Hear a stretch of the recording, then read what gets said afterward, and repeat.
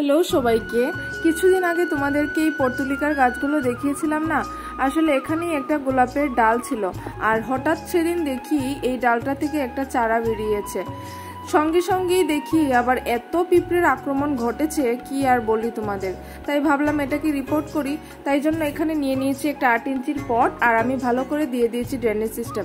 এখানে নিয়েছি 60% মাটি, 30% কোকোপিট, 30% ভার্মিকম্পোস্ট, 20% বালি আর 10% নিমকোল। তো চলো এগুলোকে ভালো করে একসঙ্গে মিশিয়ে নেওয়া যাক। আসলে এই চারাটা যেখানে ছিল সেখানে এত পিঁপড়ের আক্রমণ হয়েছে যে কি আর বলি।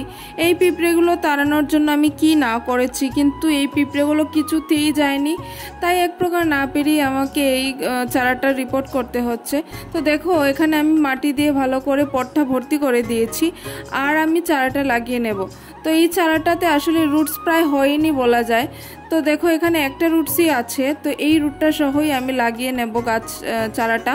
তো দেখো এখানে আমি ভালো করে চারাটা বসিয়ে দিয়েছি, আর এখানে একটা পাতা মাটিতে লেগে গেছিলো বলে আমি এটাকে পিঞ্চিং করে দিয়ে দিয়েছি।